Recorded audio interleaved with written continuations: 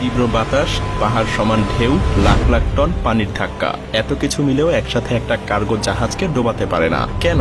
আচ্ছা, এটা জানার আগে একবার ভাবুন তো যে কার্গো জাহাজগুলো আমাদের পৃথিবীকে টিকিয়ে রেখেছে। যে কার্গো জাহাজ না থাকলে পুরো পৃথিবীটাই মুহূর্তের মধ্যে থমকে যাবে।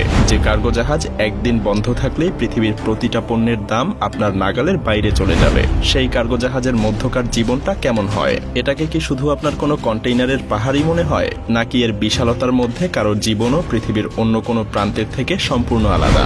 সমুদ্রের বিশালতার সাথে লড়াই করে মৃত্যুর হাতছানিকে প্রতিনিয়ত পাশ কাটিয়ে যারা আপনার জীবনকে এতটা সহজ করে তুলেছে, তাদের জীবনটা আসলে কেমন কাটে? কেমন সেই জীবন? চলুন পৃথিবীর সব থেকে বিশাল কার্গো জাহাজটা থেকেই এসব কিছু প্রত্যক্ষ করে আসি।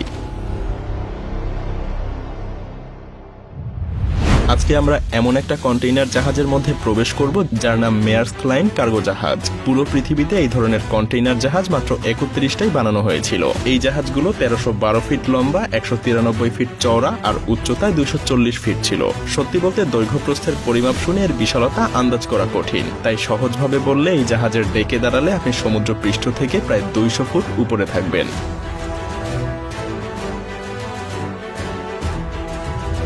এমনকি এই জাহাজের কন্টেইনারগুলো আপনি যদি কোনো ট্রেনে রাখতে চান, তাহলে সেই ট্রেনটাকে লম্বায় 70 মাইলেরও বেশি হতে হবে। তো একবার ভেবে দেখুন এটা কতটা বিশাল।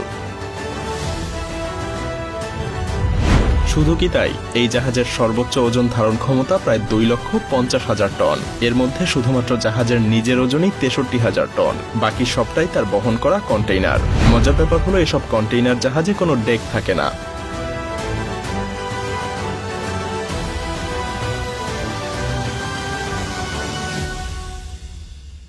কারণ তাদের লক্ষ্যই থাকে যতটা সম্ভব কন্টেইনার বহন করা, যদিও এতে কিছুটা রিস্ক থেকেই যায়।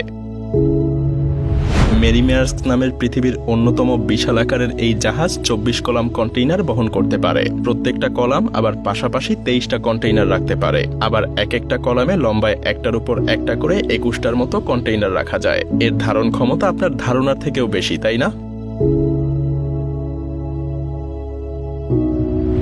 এবার চলুন জাহাজটার নিচে অনুপ্রবেশ করা যাক। সমুদ্র পৃষ্ঠের 100 ফুট নিচে জাহাজটার ভেতরের দৃশ্য এটা। দেখেই বুঝতে পারছেন জাহাজের কর্মীদের নিচে যাওয়ার প্রয়োজন হলে অনেক ঢালু সিঁড়ি পার করে যেতে হয়।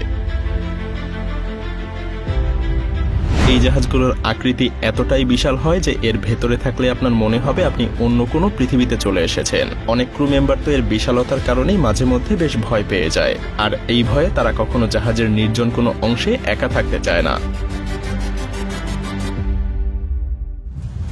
এই জাহাজে একটা টরসন বক্স আছে, যেটা আসলে এক ধরনের মেটাল রিম, যেটা পুরো জাহাজটাকে আচ্ছাদিত করে রাখে। এর সাহায্যে জাহাজটার গঠন এবং ব্যালেন্স ঠিকঠাকভাবে ধরে রাখে, যাতে কোনোভাবেই তা ভেঙে না যায়। এই রিংগুলোর আকার এতটাই বিশাল যে এর ভেতর দিয়ে পুরো একটা করিডোর বানানো হয়েছে।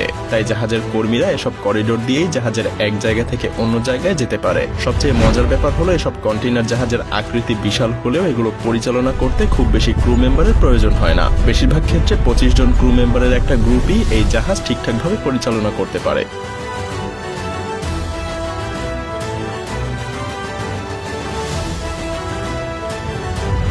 এই ক্রু মেম্বাররা বেশিরভাগ সময় জাহাজের সব ব্রিজের উপরেই অবস্থান করে, আর খুব কম সময়ই তারা জাহাজের হল কিংবা অন্যান্য জায়গায় যায়। জাহাজের এসব ব্রিজগুলো খুবই ছোট।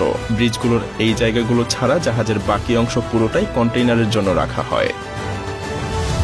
কার্গো শিপের প্রত্যেকটা ক্রু সদস্যই 4 ঘন্টা শিফটে কাজ করে, আর এই শিফটগুলো দিনের যে কোনো সময় হতে পারে, কারণ জাহাজে সার্বক্ষণিকভাবে কাউকে না কাউকে সজাগ থাকতেই হয়। জাহাজের বিভিন্ন মেশিনারিজ রক্ষণাবেক্ষণ, সমুদ্রের মধ্যে দিয়ে নিরাপদে জাহাজ চালনা, রান্নাবান্না এবং ব্রিজকে পরিষ্কার পরিচ্ছন্ন রাখা ক্রুদের সবচেয়ে গুরুত্বপূর্ণ কাজ।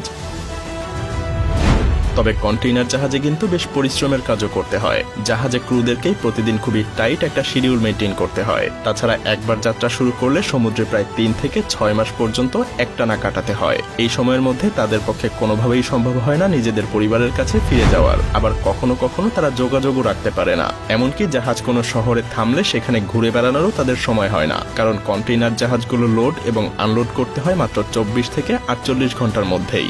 এত কম সময়ের মধ্যে শহরে ঘুরে ফিরে উপভোগ করার মতো সময় জাহাজের ক্রুদের হয় না। তবে হ্যাঁ, বেশিরভাগ কার্গোশিপ ওয়ার্কাররা লক্ষাধিক টাকা বেতন পেয়ে থাকে, আর তারা বছরে 6 মাস পর্যন্ত পরিবারের সাথে ছুটি কাটানোর জন্য সময় পায়।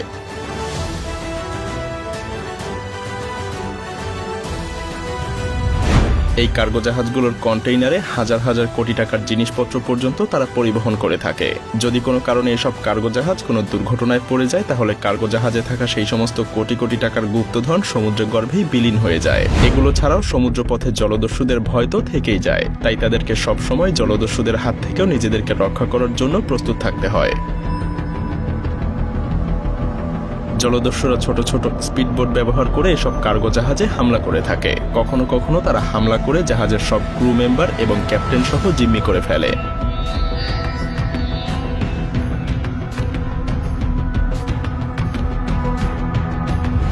যেমন সম্প্রতি বাংলাদেশের একটা কার্গো জাহাজ জলদস্যুদের আক্রমণের শিকার হয়েছিল। না যাই সেই দিকে, তো যাই হোক, এজন্যই জলদস্যুদের হাত থেকে বাঁচতে বেশিরভাগ কন্টেইনার জাহাজই বিভিন্ন ধরনের আত্মরক্ষামূলক ব্যবস্থা করে থাকে। এর মধ্যে সবচাইতে কার্যকরী পদ্ধতি হলো ওয়াটার হোজ সিস্টেম। এসব হোজের মাধ্যমে উচ্চগতির পানি ছাড়া হয়, ফলে জাহাজের চারপাশে একটা সুরক্ষা ব্যবস্থা তৈরি হয়। পানির প্রবল গতির কারণে জলদস্যুরা জাহাজে উঠতে পারে না। তবে সম্প্রতি জাপান আরো অত্যাধুনিক একটা ব্যবস্থা তৈরি করে ফেলেছে, যার নাম অ্যান্টি-পাইরেসি কার্টেইন। এটা আসলে কয়েকটা হোজকে একসাথে করে বানানো। এগুলো একটানা জাহাজের পাশ দিয়ে ঘুরতে থাকে এবং এর মধ্যে থেকে উচ্চ গতিতে পানি বের হয়। জলদস্যুদের পক্ষে কোনোভাবেই সম্ভব হয় না এসব পানির গতি রোধ করে জাহাজে বেয়ে ওঠার। যদিও অনেক জলদস্যুরা একসাথে আক্রমণ করলে তা ঠেকানো বেশ কঠিন, কারণ এসব কার্গো জাহাজে ক্রুর সংখ্যা খুবই কম থাকে। তবে কিছু কিছু বড় জাহাজে ক্রুর সংখ্যা কিছুটা বেশি থাকতে পারে।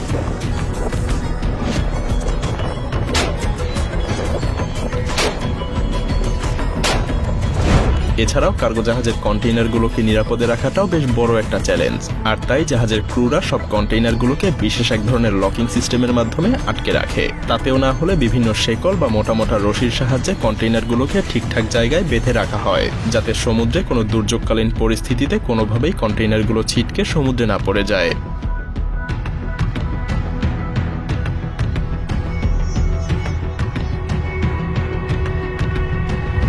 আর এত কিছুর মধ্যে দিয়ে যখন একটা কার্গো জাহাজ কোনো বন্দরে গিয়ে পৌঁছায়, তখন শুধুমাত্র 24 থেকে 48 ঘন্টার মধ্যেই সেই কার্গো জাহাজটাকে একদম খালি করে ফেলা হয়। আর এরপর কোনো রকম বিরতি ছাড়াই আবার সেই কার্গো জাহাজটাকে ভরাট করা শুরু হয়। এর যাত্রা যেন কখনোই থেমে থাকে না।